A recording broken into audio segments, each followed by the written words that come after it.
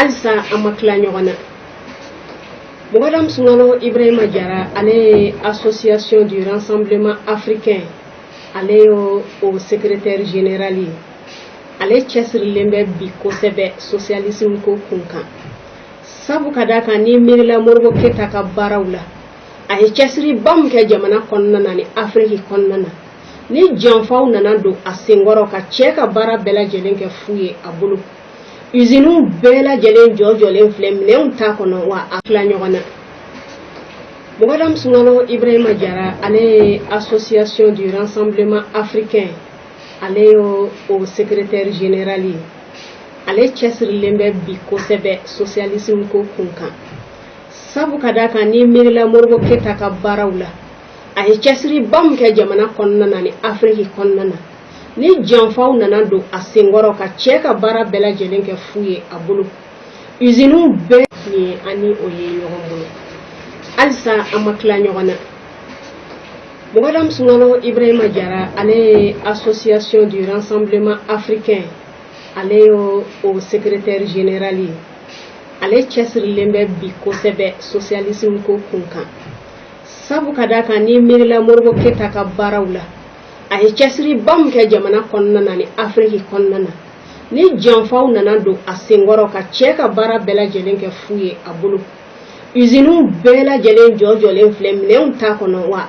Fait trop longtemps qu'ils sont là et que rien ne change. À qui la faute, Vincent? Alors les Français grincent des dents en désignant Ibrahim Boubacar Keïta, IBK, le président malien. Hier, le Conseil de sécurité l'a mis en demeure d'appliquer enfin l'accord de paix avec les Touaregs qui avait été péniblement négocié et signé à contre-cœur, c'était en 2015. IBK l'a laissé pourrir sur pied, 3 ans de perdu, il n'y a pas eu de paix des braves et l'argent qui devait financer la reconstruction du nord du Mali a été détourné. Alors avec son regard de myope, sa fausse humilité et son air bonasse, IBK est un politicien roué. On l'écoute faire des phrases, un vrai démagogue. Il sait bien que les électeurs du sud malien n'ont que mépris et rancune pour ceux du nord. Alors pourquoi donc les chagriner alors qu'il veut se faire réélire en juillet pour un nouveau mandat? C'est irresponsable. Et alors, même au milieu du Sahel, on peut dire « après moi le déluge ». Emmanuel Macron aurait tenté de le dissuader de se représenter. Oui, mais IBK ne s'appelle pas François Hollande. Il répond qu'il fera la volonté d'Allah. Il est parfait, IBK. Il nous tient en otage. Nous sommes piégés au Sahel, comme les Américains en Afghanistan.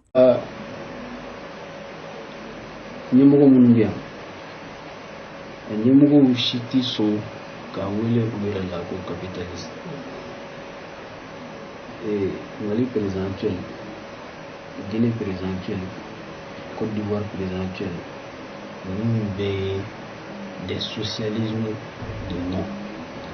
C'est des socialistes de nom. Parce que Beko le international socialisme. Donc, vous voyez que Femi Wele Ouirala, vous voyez que au Sénat de quelqu'un qui a jamana bi gambara ni capitalisme ni nga beko ko lu shiti capitalisme ali munu ni libéralisme capitalisme forme wala la ko libéralisme olu fana ko lu social libéralu de beba don socialisme ni forme bala ba ja ko ya do toko ko kasu bebe ga barake capitalisme ni capitalisme niyata abi fem bafla do de dimo afolo enyemugo shiti so ka wele ubera la ko capitaliste Mali présidentiel, Guinée présidentielle, Côte d'Ivoire présidentielle, nous des socialismes de nom. C'est des socialistes de nom. Parce que Beko le international socialisme.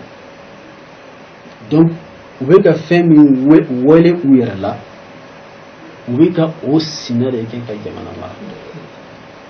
jamana bi gambara ni capitalisme ni nga Beko ko lu shiti capitalisme ali munu ni libéralu capitalisme forme wala la ko libéralisme olu fana ko lu social libéralu de u bɛɛ b'a dɔn socialisme ye nafa min b'a la u b'a diyagoya don u tɔgɔ kɔnɔ k'a sɔrɔ u bɛɛ bɛ ka baara kɛ ni capitalisme de ye.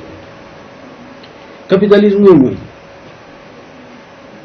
Capitalisme n'i y'a ta a bɛ fɛnba fila dɔ de d'i ma. A ɲɛmɔgɔw si tɛ sɔn k'a wele u yɛrɛ la ko capitaliste. Mali président actuel, Guinée président actuel, Côte d'Ivoire président actuel, nous des socialismes de nom. C'est des socialistes de nom. Parce que dès que vous avez international socialisme. Donc, vous voyez que fait wele ou yɛrɛ la, vous voyez que au sina de kɛ ka jamana mara. Jamana bɛ ka mara ni capitalisme de ye, nka u bɛɛ ko k'olu si tɛ capitalisme ye. Hali minnu ye libéraux ye, capitalisme forme minnu welela ko libéralisme, olu fana ko k'olu ye social libéraux de ye. U bɛɛ b'a dɔn socialisme ye nafa min b'a la. U b'a diyagoya don u tɔgɔ kɔnɔ k'a sɔrɔ u bɛɛ bɛ ka baara kɛ ni capitalisme de ye. Capitalisme ye mun ye? Capitalisme n'i y'a ta a bɛ fɛnba fila dɔ de d'i ma. A fɔlɔ capitalisme ko ka ɲɛmɔgɔ minnu bɛ yan, a ɲɛmɔgɔw si tɛ sɔn k'a wele u yɛrɛ la ko capitaliste. Mali président actuel, Guinée président actuel, Côte d'Ivoire président actuel, nous des socialismes de nom. C'est des socialistes de nom. Parce que dès que vous avez international socialisme. Donc, vous voyez que fait wele ou yɛrɛ la, vous voyez que au sina de kɛ ka jamana mara. Jamana bɛ ka mara ni capitalisme de ye, nka u bɛɛ ko k'olu si tɛ capitalisme ye. Hali minnu ye libéraux ye, capitalisme forme minnu welela ko libéralisme, olu fana ko k'olu ye social libéraux de ye. U bɛɛ b'a dɔn socialisme ye nafa min b'a la. U b'a diyagoya don u tɔgɔ kɔnɔ k'a sɔrɔ u bɛɛ bɛ ka baara kɛ ni capitalisme de ye. Capitalisme ye mun ye? Capitalisme n'i y'a ta a bɛ fɛnba fila dɔ de d'i ma. Anw ka ɲɛmɔgɔ minnu bɛ yan, a ɲɛmɔgɔw si tɛ sɔn k'a wele u yɛrɛ la ko capitaliste. Mali président actuel, Guinée président actuel, Côte d'Ivoire président actuel, nous des socialismes de nom. C'est des socialistes de nom. Parce que dès que vous avez international socialisme.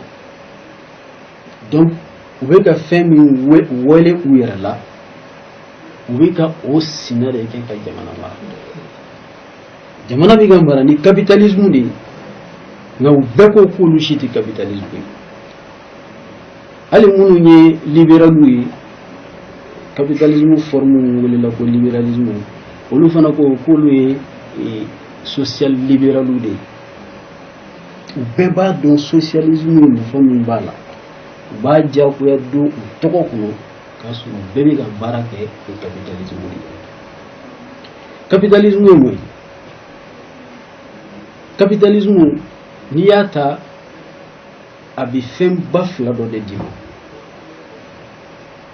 A fɔlɔ capitalisme ko olu bɛɛ ka to mɔgɔ wɛrɛw de bolo, soit i yɛrɛ ka jamana kɔnɔ ni waritigi min bɛ yen, société ninnu ka k'o ta ye, soit ni olu tɛ yen, société in ka kɛ jamana wɛrɛ bɔgɔ ta ye, o tigi ka n'a gérer.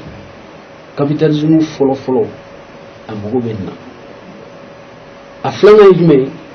Capitalisme ko ka capital to dirigeant bolo, c'est-à-dire usine mana fɛn minnu dilan, wari minnu bɛ sɔrɔ olu la, o fɛn wari bɛ di jamana marabagaw de ma, u b'a don o sagona da fɛ. et puis mɔgɔ min ni e ka usine bɛ masala nɔnɔ dilan ni o nɔnɔ in bɔra capitalisme ko ka o nɔnɔ in ta de ka taa feere kɔ kan ka sɔrɔ ka na ni o wari ye jamana kɔnɔ o bɛ se cogo di k'a fɔ k'a bɛ lafiya don e ka jamanadenw na fɛn min bɛ dilan i yɛrɛ fɛ yen o tɛ dun e yɛrɛ ka jamana kɔnɔ directement mais indirectement f'a ka taa feere fɔlɔ ka sɔrɔ ka na n'a wari mun de la o y'a adopté parce que capitalisme ça profite seulement aux gouvernants a bɛ jamana marabagaw a bɛ olu de la nafa mais jamanadenw olu ka tɔɔrɔ n'u ka bɔnɛ dɔrɔn de bɛ sɔrɔ a kɔnɔ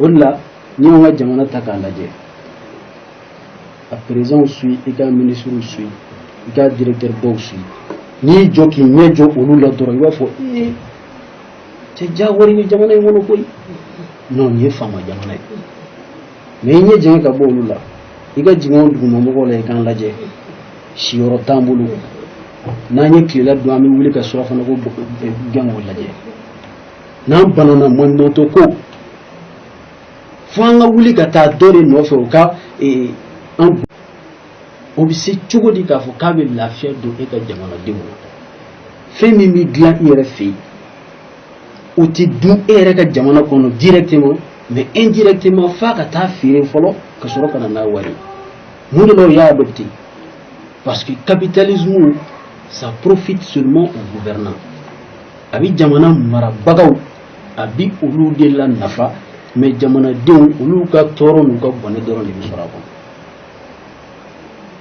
o de la n'i y'an ka jamana ta k'a lajɛ a président suit i ka ministre suit i ka directeur baw suit n'i y'i jɔ k'i ɲɛ jɔ olu la dɔrɔn i b'a fɔ cɛ ja wari bɛ jamana in kɔnɔ koyi non nin ye faama jamana ye mais i ɲɛ jɛngɛ ka bɔ olu la i ka jigin dugumamɔgɔw la i k'an lajɛ siyɔrɔ t'an bolo n'an ye tilela dun an bɛ wuli ka surafana ko gɛnw lajɛ n'an banana mɔnɔntɔ ko fo an ka wuli ka taa dɔ de nɔfɛ o ka an gosi ka fura dɔ d'an ma mun y'an o bɛ se cogo di k'a fɔ k'a bɛ lafiya don e ka jamanadenw na fɛn min bɛ dilan i yɛrɛ fɛ yen o tɛ dun e yɛrɛ ka jamana kɔnɔ directement mais indirectement f'a ka taa feere fɔlɔ ka sɔrɔ ka na n'a wari mun de la o y'a adopté parce que capitalisme ça profite seulement aux gouvernants a bɛ jamana marabagaw